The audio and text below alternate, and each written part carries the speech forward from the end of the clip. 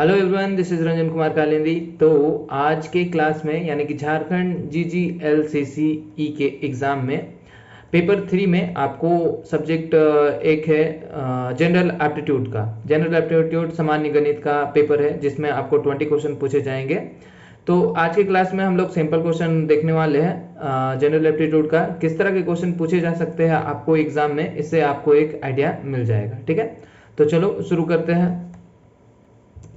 For PDF and more updates आप हमारा Telegram channel join कर सकते हैं। इसका लिंक आपको नीचे डिस्क्रिप्शन बॉक्स में मिल जाएगा, वहां से जाकर आप इसे ज्वाइन कर लेना, या फिर टेलीग्राम में जाकर सर्च करना हार्डवर्क लिमिटेड, वहां पर आपको ये मिल जाएगा। यहाँ पर आपको सारे पीडीएफ नोट्स वगैरह सारा कुछ अवेलेबल करा दिए जाते हैं। देखते हैं। तो क्वेश्चन नंबर 1 क्या बोल रहा है। क्वेश्चन नंबर 1 में क्या है, यदि 4x + 7y = 93 तथा x + 3y = 32 है तो 3x + 2y का मान हमें पता करना है। ठीक है, तो सिंपल सा अलजेब्रा से सवाल आया हुआ है। देखो, ऐसे क्वेश्चन को सॉल्व करने का बहुत ही सिंपल सा तरीका है। आप तो x और y का वैल्यू फाइंड कर लो, उसके बाद उसे इसमें पुट कर दो, बस यही आपका आंसर हो गया।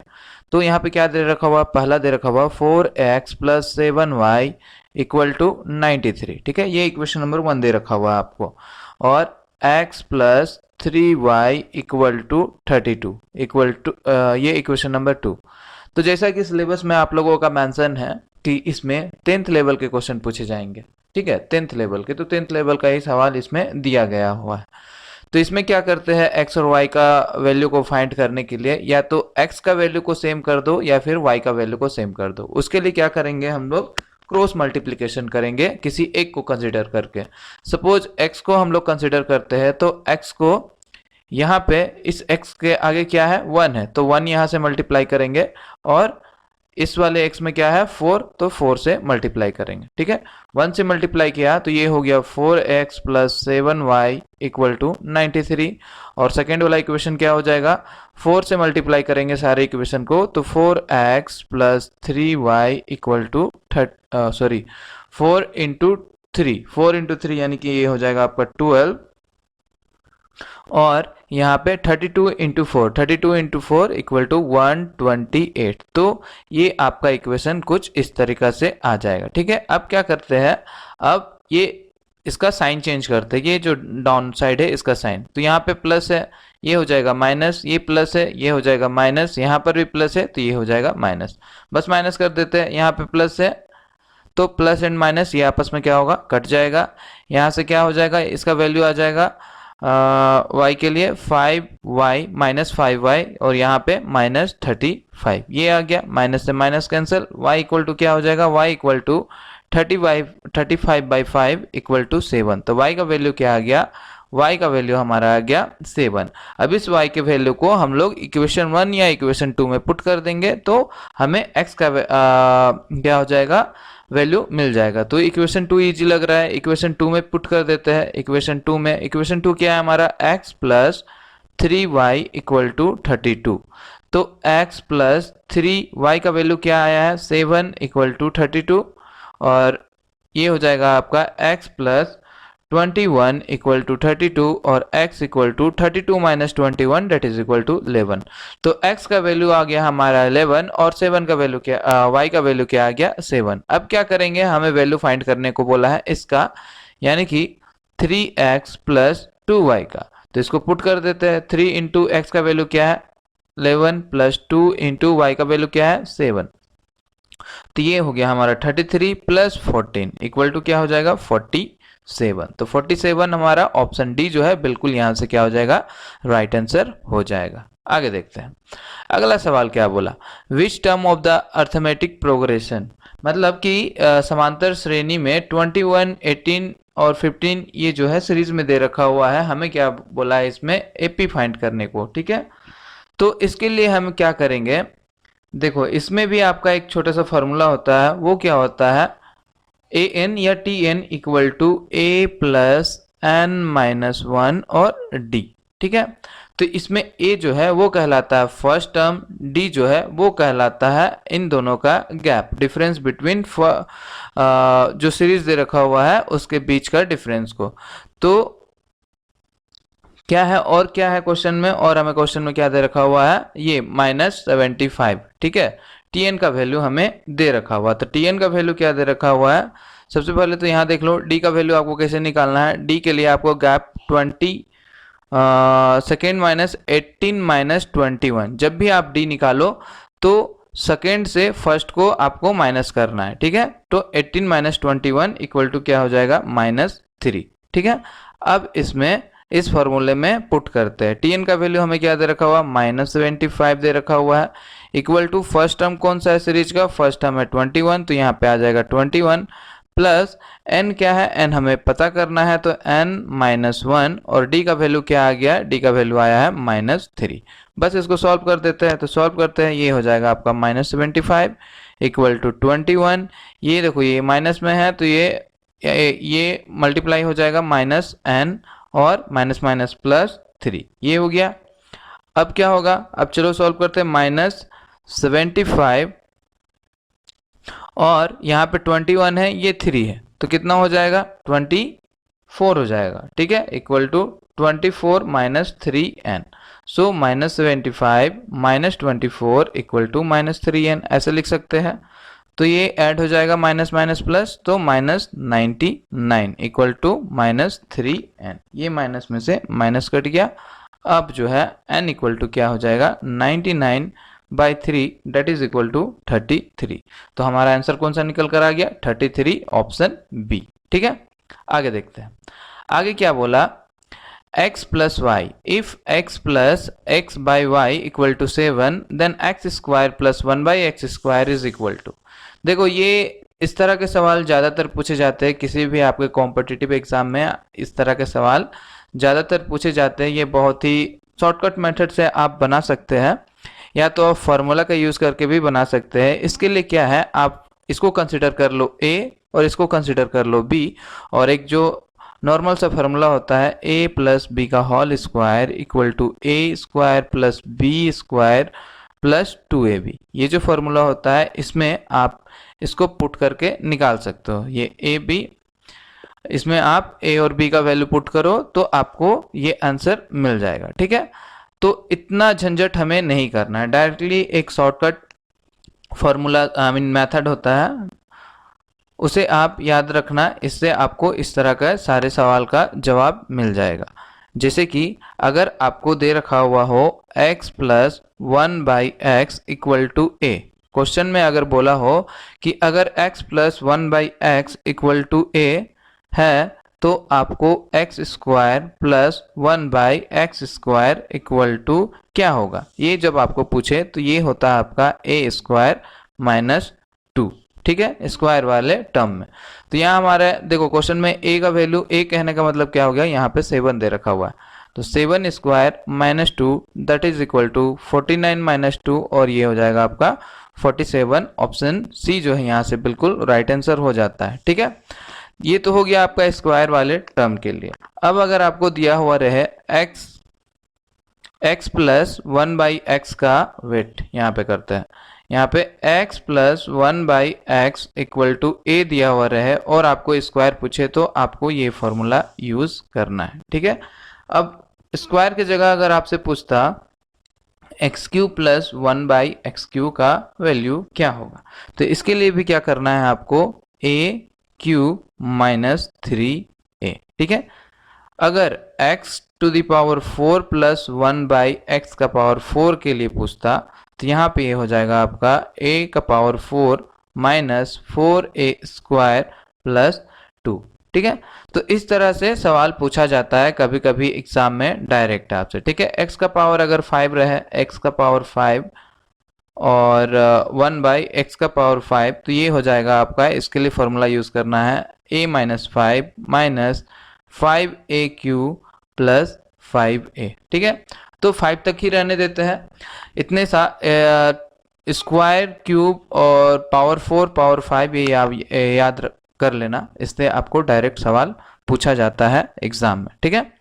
आगे देखते हैं, आगे क्या बोला कि the average of 25 observation is 28, that of first 12 is 24 and of last 12 is 27, then 13 number आपको 13 ऑब्जर्वेशन जो है वो आपको क्या करना है, पता करना है, ठीक है। तो इसमें क्या बोला कि 25 ऑब्जर्वेशन 25 ऑब्जर्वेशन का एवरेज क्या दे रखा हुआ 28, ठीक है। 1 से लेके 25 ऑब्जर्वेशन जो है उसका एवरेज आपको दे रखा हुआ कितना 28 एवरेज दे रखा हुआ है, ठीक है। तो एवरेज दे रखा हुआ है, अगर आपको इसका समेशन निकालना हो तो कैसे निकालेंगे, इनटू 25 से मल्टीप्लाई कर देंगे, तो इससे क्या होगा आपका समेशन निकल जाएगा, योग निकल जाएगा, ठीक है, 25 ऑब्जर्वेशन का नंबर का। अब इसमें क्या बोला फर्स्ट 12, तो यहां से लेके फर्स्ट 12 जो नंबर है उसका एवरेज आपको दे रखा हुआ है कितना 24, कितना दे रखा हुआ है 24 दे रखा हुआ है, 12 इज 24, एवरेज दे रखा हुआ है 24। और लास्ट जो आपका लास्ट 12 नंबर जो है, लास्ट जो आपका 12 नंबर है उसका एवरेज आपको दे रखा हुआ है 27, ठीक है, ये दे रखा हुआ है। तो आपसे पूछा है कि ये जो 13 नंबर है यहाँ पे वो नंबर कौन सा है वो हमें पता करना है। तो अगर हमें इसका समेशन पता चल जाए, इसका समेशन पता चल जाए, तो इससे माइनस करने से क्या होगा 13 नंबर मिल जाएगा। तो इसका समेशन करने के लिए क्या करना पड़ेगा हमें 24 इंटू 12, और इसका समेशन के लिए क्या हो जाएगा, ये हो जाएगा हमारा 27 इंटू 12, ओके, प्लस हमें क्या करना है 13th नंबर फाइंड करना है, ठीक है।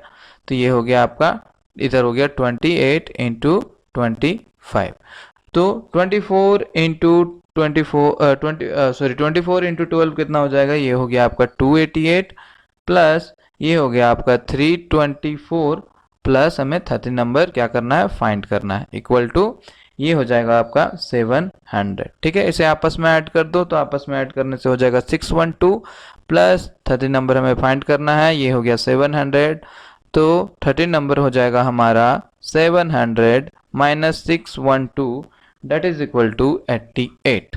तो 88 जो है वो हमारा 13th ऑब्जर्वेशन है, ठीक है, ऑप्शन सी।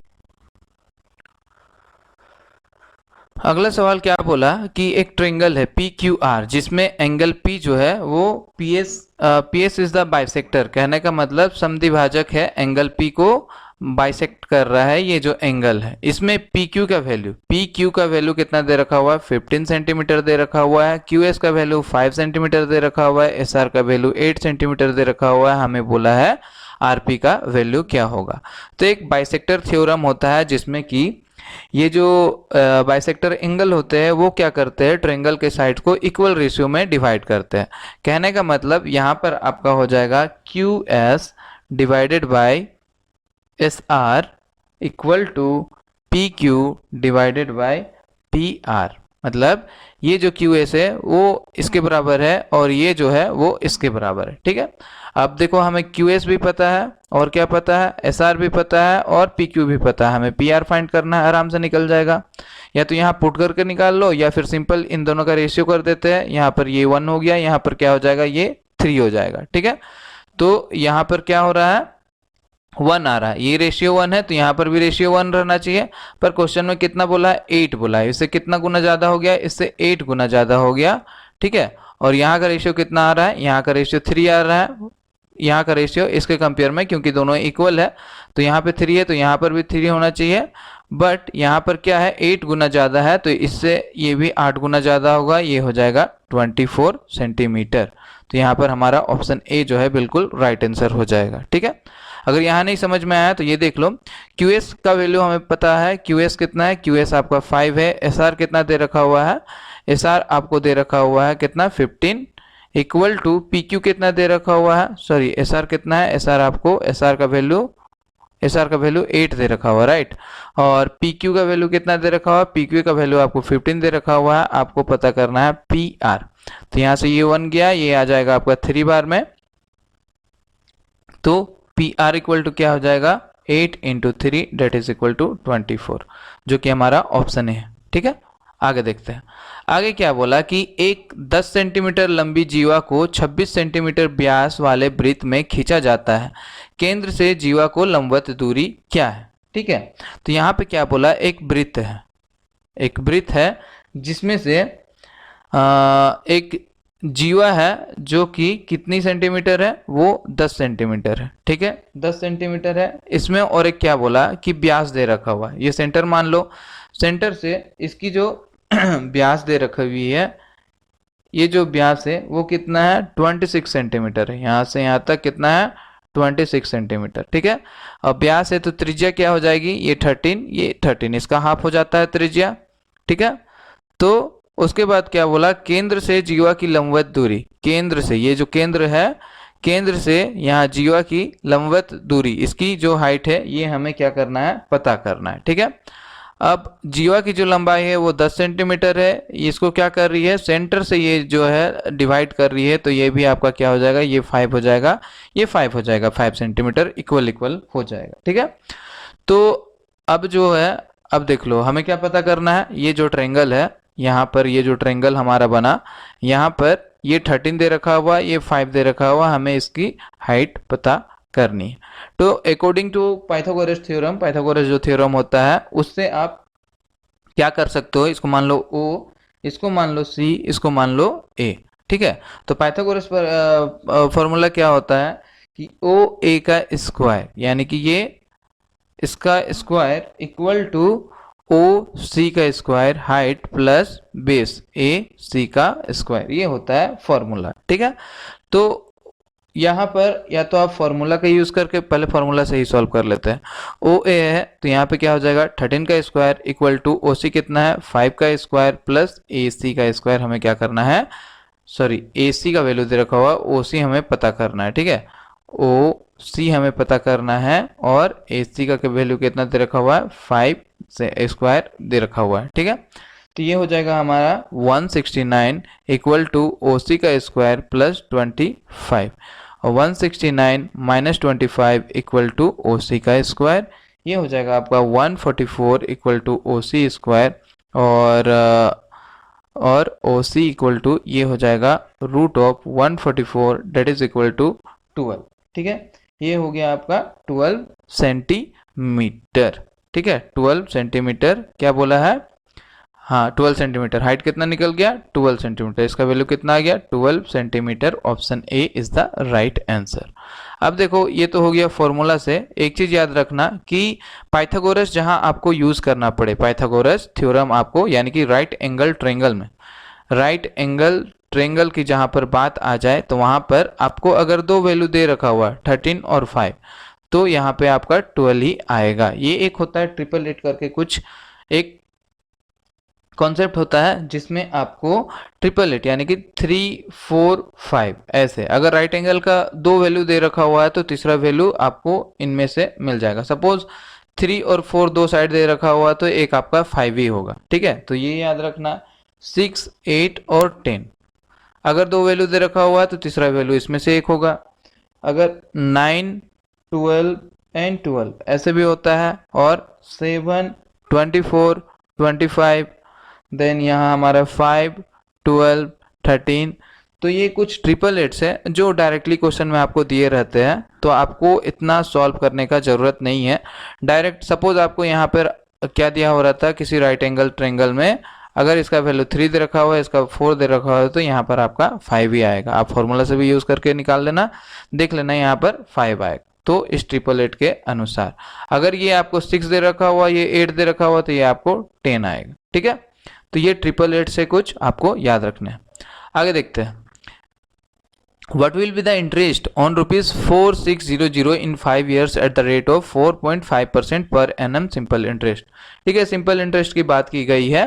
तो यहाँ पे प्रिंसिपल वैल्यू जो दे रखा हुआ, यानी कि P का वैल्यू आपको दे रखा हुआ 4600, टाइम दे रखा हुआ है 5 साल का, 5 ईयर, एंड रेट आपको दे रखा हुआ है 4.5%, और आपको पूछा है कि सिंपल इंटरेस्ट क्या होगा। तो सिंपल इंटरेस्ट का सिंपल सा फॉर्मूला होता है, वो क्या होता है, P into R into T divided by 100 equal to, put कर दो सारा कुछ, 4600 इंटू रेट कितना है 4.5 इंटू टाइम कितना है 5 इक्वल डिवाइडेड बाई 100 इंटू, इसको हटाओ तो ये आ गया आपका 10। ये गया इससे 5 एक बार में, ये क्या हो जाएगा 2 बार में, 2 इससे कटा, ये 2 बार में, ये 3 बार में, यानी कि 23 into 45 into 5 that is equal to 1035 आपका यहाँ से answer option C is the right answer. ठीक है, अगला सवाल देखो। अगला सवाल में क्या बोला कि एक कुर्सी को 540 रुपए में बेचकर दुकानदार को 10% की हानि होती है, तो जब उसे 10% लाभ प्राप्त हो तो कुर्सी का विक्रय मूल्य क्या होगा। ठीक है, तो इसे कॉन्सेप्ट वाइज हम समझते हैं, फॉर्मूला से भी अब बन सकता है बट कॉन्सेप्ट वाइज से थोड़ा इजी होगा। इसमें क्या बोला कि एक कुर्सी को एक बार बेचा जा रहा है जिसमें बेचने पे उसे 10% की हानि हो रही है। ठीक है, और उसे अगर 10% का लाभ चाहिए हो उसमें, तो वो उसे कितना में बेचेगा ये हमें पता करना है। ठीक है, तो पहला केस में क्या हो रहा है, लॉस हो रहा है। लॉस परसेंट की बात हुई, कितने की लॉस हो रही है, 10% की लॉस हो रही है। 10 को हम लोग क्या 10% को क्या लिख सकते हैं, 10 डिवाइडेड बाई 100 लिख सकते हैं। ये कटा ये कटा, ठीक है, 1/10। तो ये हमारा कहलाता है क्रय मूल्य, सीपी। नीचे का जो टर्म होता है वो हमारा कहलाता है क्रय मूल्य यानी कि सीपी। तो सीपी में 10 में क्या हो रहा है, 1 रुपए का हमें लॉस मिल रहा है, 1 रुपए का लॉस हो रहा है। तो 10 में जब 1 रुपए का लॉस हो रहा है, कोई भी चीज का खरीद मूल्य 10 है और 1 रुपए का लॉस हो रहा है, तो उसका सेलिंग प्राइस कितना हो रहा होगा, 10 - 1 9। सही बात है, अगर उसे आप 9 रुपए में बेच रहे हो, 10 रुपए का सामान है, उसे आप 9 रुपए में बेच रहे हो, तभी जाके आपको क्या हो रहा है, 1 रुपए का लॉस हो रहा है। ठीक है, पर क्वेश्चन में क्या बोला है कि 9 रुपए का सामान नहीं बेचा जा रहा है, कितना में बेचा जा रहा है, 540 रुपीज में उसे बेचा जा रहा है। ठीक है, यानी कि 540 कहने का मतलब क्या हो गया, 540 divided by 9 that is equal to, ये हो जाएगा आपको 60, यानी कि इससे कितना गुना ज्यादा है, इससे 60 गुना ज्यादा है क्वेश्चन में। ठीक है, अब बात करते हैं सेकेंड केस की। सेकेंड केस कहने का मतलब क्या हो गया हमारा, प्रॉफिट। प्रॉफिट परसेंट कितना चाहिए हमें, प्रॉफिट परसेंट चाहिए हमें 10%। 10% करने का मतलब 10 डिवाइडेड बाई 100। प्रॉफिट कितने का होना चाहिए हमें, 10% का होना चाहिए। ठीक है, तो ये हो गया आपका, ये 00 ये तो ऐसे कट गया। ये क्या है हमारा, कॉस्ट प्राइस है, और ये क्या है, इसमें क्या हो रहा है, प्रॉफिट हो रहा है 1 रुपए का। तो कोई भी चीज 10 रुपए में खरीदा जा रहा है और 1 रुपए का प्रॉफिट हो रहा है, तो उसका सेलिंग प्राइस कितना रहा होगा, सेलिंग प्राइस उसका 11 रहा होगा, 10 + 1। तभी तो सेलिंग प्राइस आपका 11 है, खरीदा जा रहा है 10 रुपए में, तो 1 रुपए का आपको क्या हो रहा है, प्रॉफिट हो रहा है, तो 11 रुपए हो रहा है। ठीक है, पर सामान तो एक ही चीज है, एक ही चीज का सामान है। ठीक है, 11 रुपए का प्रॉफिट हो रहा है, सॉरी 11 रुपए का क्या है, बेचा जा रहा है, सेलिंग प्राइस कितना, 11 रुपए में। बट यहाँ पर क्या है, इससे ये 60 गुना ज्यादा है क्वेश्चन में, तो ये भी 11 ना होकर इससे 60 गुना ज्यादा होगा, यानी कि 660 इसका क्या होगा, सेलिंग प्राइस। अगर दुकानदार उसे 660 रुपए में बेचे, तो उसे 10% का क्या होगा, प्रॉफिट होगा। ठीक है, आगे देखते हैं। आगे क्या बोला, what is the number of factors of 720। 720 के गुणनखंड की संख्या क्या है। तो गुणनखंड निकालने के लिए सिंपल आपको क्या करना है, गुणनखंड करना है और कुछ नहीं करना है। गुणनखंड कर देते हैं, 2 से ये हो गया आपका 360, ये 2 से कर दो, ये आ जाएगा आपका 180, फिर 2 से जाएगा 90, फिर 2 से जाएगा 45, अब 3 से जाएगा तो हो गया आपका 15, फिर 3 से गया तो ये आ गया आपका 5। ठीक है, यानी कि 720 को हम क्या लिख सकते हैं, 720 equal to 2 into 2 into 2 into 2 into 3 into 3 into 5, ऐसे लिख सकते हैं। इसको लिख सकते हैं हम 2 का पावर 4, इसको लिख सकते हैं हम 3 का स्क्वायर, और इसको लिख सकते हैं 5 का 1, ऐसे लिख सकते हैं। अब हमें क्या निकालना है कि गुणनखंडों की संख्या निकालनी है। तो एक होता है n इक्वल टू संख्या जो है वो क्या हो जाता है, a का पावर p इंटू b का पावर q इंटू c का पावर r, और ऐसे करके आप जहाँ तक ले जा सको जितना आपको टर्म दे रखा हुआ है। तो गुणनखंडों की जो संख्या होती है, गुणनखंडों की संख्या या फैक्टर कह लो, गुणनखंडों की संख्या या नंबर ऑफ फैक्टर, ये फाइंड करने के लिए जो पावर है p + 1 हो जाएगा, q + 1 हो जाएगा और r + 1 हो जाएगा। इस तरह से वो आगे बढ़ता जाएगा। ठीक है, तो यहाँ पे p का वैल्यू क्या है, p का वैल्यू क्या आया है, 4 आया है, तो 4 + 1। यहाँ पे q का वैल्यू क्या आया है, 2 + 1, और r का वैल्यू क्या है, 1, तो 1 + 1। ठीक है, ये आ गया आपका 5 इंटू 3 इंटू 2 इक्वल टू क्या हो जाएगा 30। तो option B is the right answer यहाँ से। ठीक है, अगला सवाल क्या बोला कि एक संख्या को 152 से विभाजित करने पर शेषफल जो है 126 प्राप्त होता है। यदि उसी संख्या को 19 से विभाजित किया जाता तो शेषफल क्या होगा। ठीक है, 152 की बात की है कि 152 को जब विभाजित किया जा रहा है किसी संख्या से तो शेषफल आपका 126 आ रहा है। ठीक है, तो 100 और उसी संख्या को 19 से विभाजित करें तो कितना आएगा शेषफल, वो हमें पूछा है। तो सबसे पहले 152 को क्या करेंगे हम लोग 19 से डिवाइड करके देखते हैं। तो ये क्या होता है 8 आ रहा है, मतलब 152 जो है वो 19 का एक गुणनखंड है, यानी कि 19 इंटू 8 अगर हम करें तो 152 हमारा आ जाएगा। तो जब ऐसा आएगा तो 126 जो शेषफल है हमारा 126 वो भी क्या होगा, उसको आप जब 19 से डिवाइड करोगे तो ये आपका आ जाएगा कितने बार में, 6 बार में, ये आ जाएगा 114। तो शेषफल हमारा कितना आ जाएगा 12। तो ये हो जाएगा हमारा answer 12। Option C is the right answer. यानी कि यदि इसी संख्या को, जो संख्या है जिसको डिवाइड करने पे 126 शेषफल आ रहा था, अगर उसी संख्या को हम 19 से डिवाइड करते तो शेषफल हमारा कितना आ जाएगा, हमारा शेषफल जो है वो 12 आएगा। Option C. आगे देखते हैं, आगे क्या बोला, which is the least common multiple, यानी कि लघुत्तम समापवर्तक हमें निकालना है इसका। अब देखो जब भी फ्रैक्शन में, ये फ्रैक्शन में पी और क्यू के, पी बाई क्यू के फॉर्म में है, ये पी बाई क्यू के फॉर्म में, अंश और हर के फॉर्म में। तो जब भी फ्रैक्शन में आपको नंबर क्या एलसीएम या एचसीएफ आपको फाइंड करने बोले तो एलसीएम के केस में क्या होता है, एलसीएम के केस में जो पी है, पी टर्म है, उसका आपको क्या करना है, एलसीएम निकाल लेना है, एलसीएम। ठीक है, एलसीएम ऑफ पी टर्म्स। और एचसीएफ आपको निकालना है नीचे मतलब हर का, क्यू टर्म्स का। ठीक है, और अगर एचसीएफ की बात करता है, इसमें अगर एचसीएफ आपको फाइंड करने को बोलता है तो सिंपल सी बात है, आपको क्या करना पड़ेगा, एचसीएफ निकालना पड़ेगा आपको पी टर्म्स का और एलसीएम ले लेना पड़ेगा आपको क्यू टर्म्स का। ठीक है, जो भी है एलसीएम अगर बोला तो एलसीएम निकालो पी टर्म का, एचसीएफ निकालने को बोला तो एचसीएफ निकाल लो पी टर्म का। ठीक है, तो हमें एलसीएम फाइंड करना है, इसलिए हम ये फॉर्मूला यूज करेंगे। तो एलसीएम हमें फाइंड करना पड़ेगा किसका, 3, 6, 8 का। और एचसीएफ हमें किसका फाइंड करना पड़ेगा, एचसीएफ हमें फाइंड करना पड़ेगा 4, 7 और 9 का। ठीक है, तो एलसीएम की बात करें 3, 6, 8 का अगर हम एलसीएम निकालें तो एलसीएम कितना आ जाएगा, ये आ जाएगा आपका 3, 3 और 4 बार में, ये हो गया। फिर 3 से करके देख लो 1, 1 और ये हो जाएगा 4, यानी कि एलसीएम आपका आ गया 2 into 3 into 4, that is equal to 24। HCF निकालते हैं तो एचसीएफ निकालने के लिए क्या करेंगे, एचसीएफ निकाल लेते हैं। तो यहाँ पर आपका एचसीएफ कुछ आ जाएगा, 4 का निकालो तो 4 का आ गया आपका 2, 2 बार में 2 यानी कि 1, और 7, 7 आपका हो जाएगा 7, 1, 9 आपका हो जाएगा 9, सॉरी 3, 3, 3, 1। तो यहाँ पे कॉमन क्या है 1, 1, 1, तो एचसीएफ आपका क्या आ गया 1, यानी कि 24 जो है आपका answer. Option B is the right answer.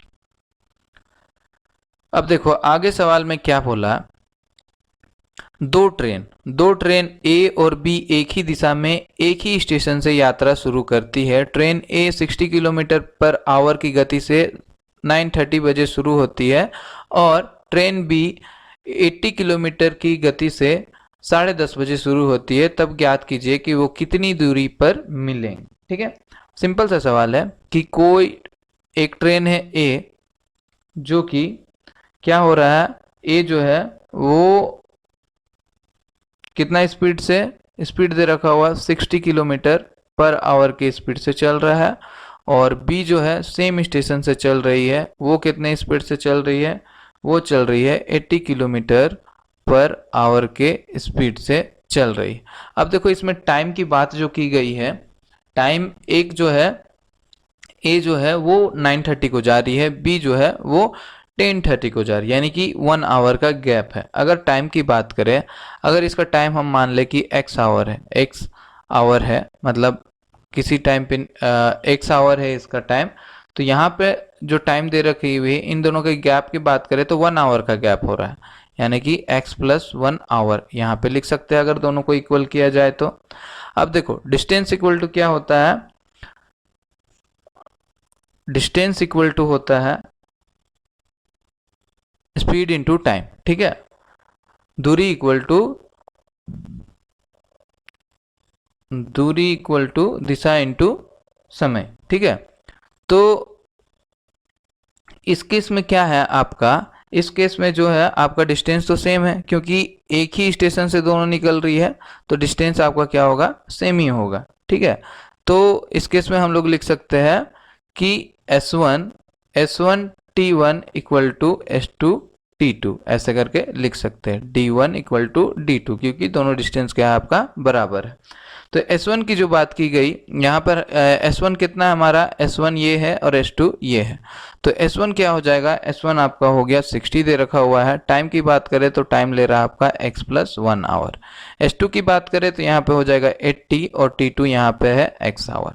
तो इसको सॉल्व करते हैं, ये हो जाएगा 60x plus 60 equal to 80x ऐसे लिख सकते हैं, यानी कि 60 equal to 80x minus 60x ऐसे भी लिख सकते हैं, और 60 इक्वल टू 20x यानी कि x इक्वल टू क्या हो गया हमारा 3 आवर।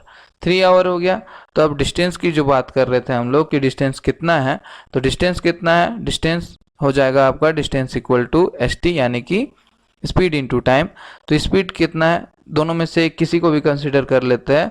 तो सपोज b का बात कर लेते हैं, b के लिए क्योंकि x जो है वो b का है, तो s इसमें क्या है 80 है और टाइम दे रखा हुआ है 3, तो ये हमारा हो जाएगा कितना 240 किलोमीटर। तो डिस्टेंस जो है वो कितना है 240 kilometre. Option B is the right answer. अगला सवाल देखो, अगला क्या बोला, द वैल्यू ऑफ, ये जो है एक इक्वेशन दे रखा हुआ है, समीकरण दे रखा हुआ है, इसका हमें मान पता करना है, ठीक है। तो एक टर्म होता है बोर्ड मास। किसी भी समीकरण को अगर आपको सोल्व करना है तो आपको उसमें बोर्ड मास का फॉर्मूला यूज करना पड़ेगा। बोर्ड मास कहने का मतलब, बी कहने का मतलब ब्रैकेट, ठीक है। ब्रैकेट उसमें भी सबसे पहले ये वाला ब्रैकेट का काम करते हैं, उसके बाद मिडिल ब्रैकेट एक होता है और एक कैपिटल ब्रैकेट। तो सीक्वेंस है। ओ कहने का मतलब क्या हो गया, ऑफ एक तरह से क्या होता है मल्टीप्लिकेशन। डी मतलब डिवीजन, एम मतलब मल्टीप्लिकेशन, ए मतलब एडिशन, एस मतलब सब्ट्रैक्शन। ये होता है बोर्ड मास। तो इसी सीक्वेंस में आपको क्या करना है, इसको भी सॉल्व करना है। तो सॉल्व करते हैं, 11 डिवाइडेड बाई 5 माइनस 2/3 ऑफ को हम लोग लिख सकते हैं into 3/5 minus 1/5 plus 6 divided by 5 और डिवाइड है यहाँ पे, तो इसको हम लोग मल्टीप्लिकेशन अगर लिखे तो इसको क्या करना पड़ेगा 5/4 इसे पलट देते हैं, ठीक है। तो अब आगे सॉल्व करते हैं, 11/5 माइनस 3 से 3 गया यहाँ पे, तो ये आ जाएगा आपका 2/5 माइनस 1/5 प्लस ये 5 से 5 कटा, ये 4 आपका 2 बार में, ये 3 बार में, ये हो गया आपका 3/2 ऐसे करके लिख सकते हैं, 3/2 लिख सकते हैं। अब आगे सॉल्व करते हैं, तो आगे क्या हो गया 11/5 माइनस, यहाँ पे एलसीएम ले लो तो ये आपका आ जाएगा 5 और ये हो गया 2 माइनस 1 इक्वल टू 1 प्लस 3/2। अब सबका एलसीएम ले लेते हैं अगर, तो ये हो जाएगा आपका 10, यहाँ पे आ जाएगा 22 माइनस 2 प्लस 15 इक्वल टू, ये हो जाएगा 37 माइनस 2/10 इक्वल टू 35/10 और ये आपका 7 बार में, ये आपका 2 बार में, यानी कि 7/2। Option D is the right answer, ठीक है। आगे देखो, smallest number among 2 to the power 40, 3 to the power 30, 4 to the power 20, 5 to the power 10, ये चार जो दे रखा हुआ है, चारों में से बोला जा रहा है सबसे छोटा संख्या कौन सा है। तो 2 का पावर 40 को हम लोग क्या लिख सकते हैं, 2 का पावर 40 को 2 to the power 4 का होल 10 भी लिख सकते हैं ये, और 2 to the power 4 मतलब क्या हो गया 16 का पावर 10 ऐसे लिख सकते हैं। 2 का पावर 30, 2 का पावर 30 को भी इसी तरह अगर हम लोग करें, सॉरी 3 का पावर ना, 3 का पावर 30 है यानी कि 3 का पावर 30 है, यानी कि इसको हम लोग कैसे लिख सकते हैं 3 का पावर 3 और 10 ऐसे लिख सकते हैं, 3 × 10 30।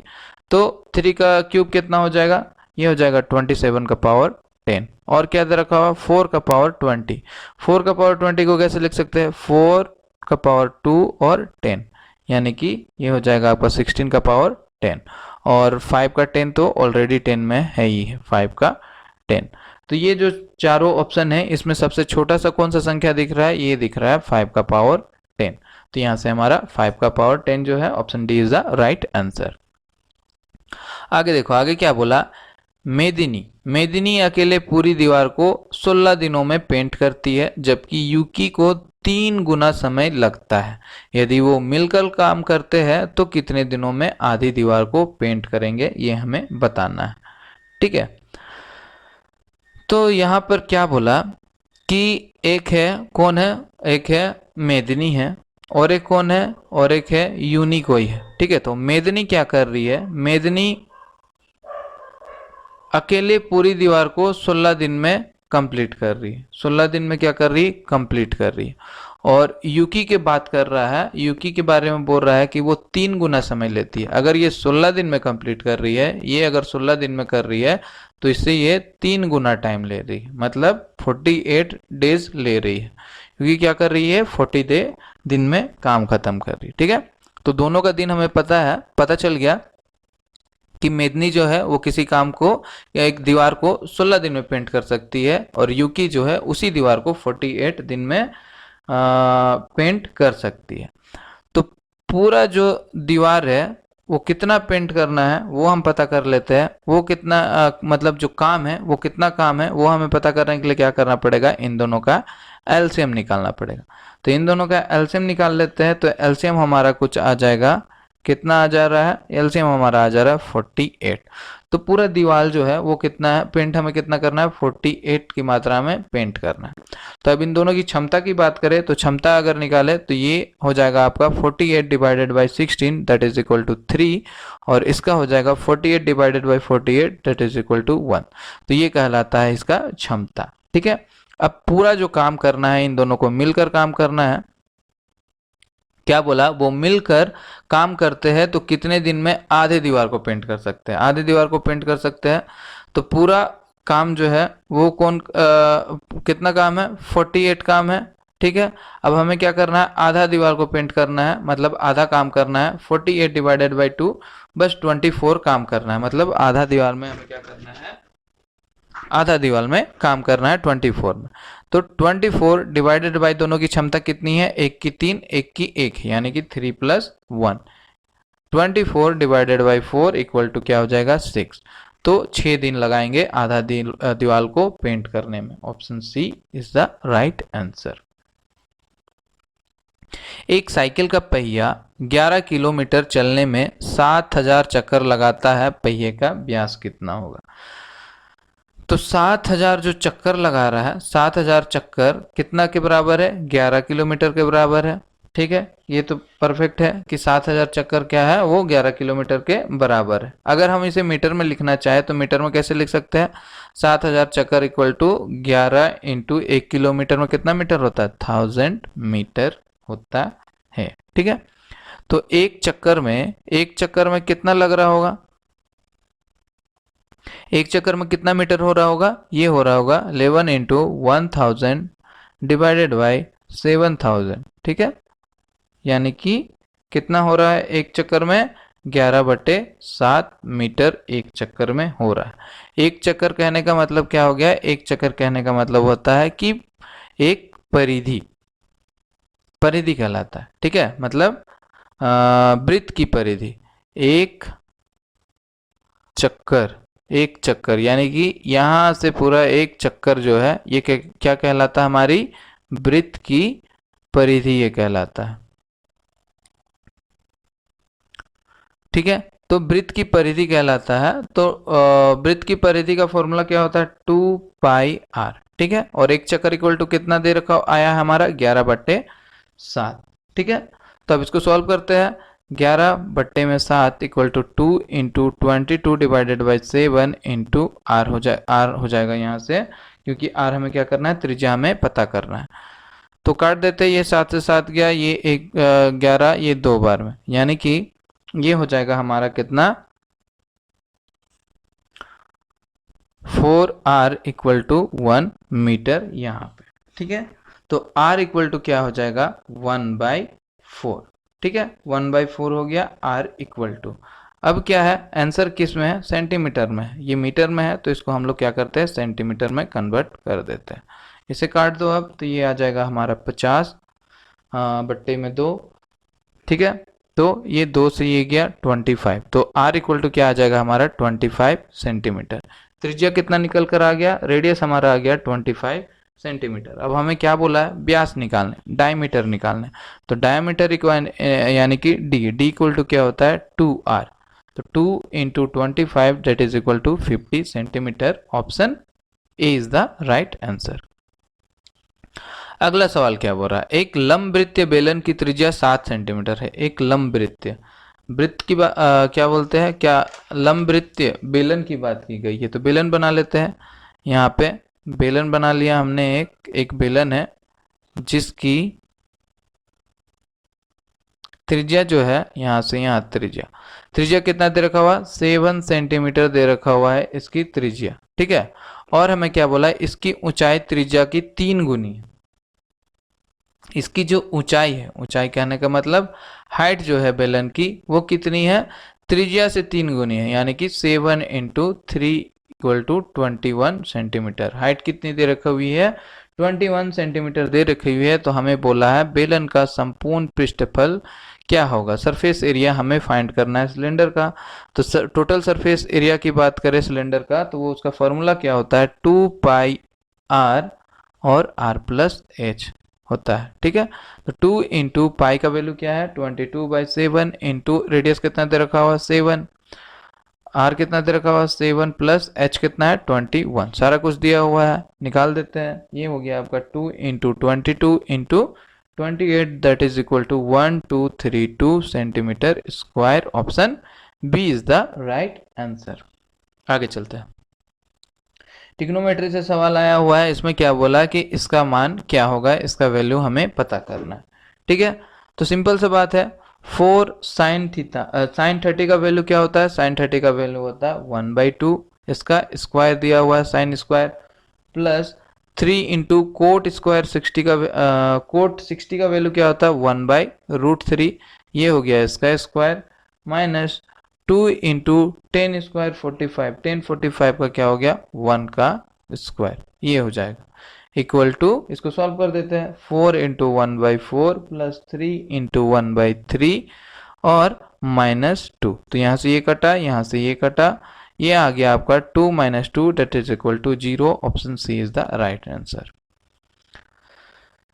आगे क्या बोला, सविता अपनी मासिक आय का 20% किराने पर व्यय करती है, शेष का 15% किराए पर और फिर शेष का 60% बच्चों की शिक्षा और अन्य पर व्यय करती है। यदि वह एक महीने में 9,792 रुपए की बचत करती है तो किराए पर उसका कितना व्यय होगा, ये हमें पता करना है, ठीक है। चलो शुरू करते हैं। मान लिया कि टोटल जो उसके पास इनकम था, टोटल इनके उसके पास इनकम कितना था 100 था, तो 100 में से किराने में गई, वो किराने पर गई और 100 का कितना खर्च कर दी 20%, 20% वो क्या की खर्च कर दी, यानी कि कितना 20 रुपीज़,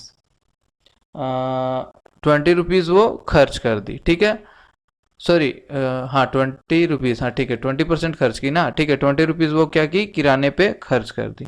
तो कितना बचा अब उसके पास, शेष कितना बचा, शेष जो है वो कितना बच रहा है 100 माइनस 20 रुपीज़ वो खर्च कर दी, तो 80 रुपीज़ उसका बच रहा है, ठीक है। 80 रुपीज़ बच रहा है, 80 रुपीज़ को वो क्या कर रही है कि किराए पे वो दे रही है, किराए पे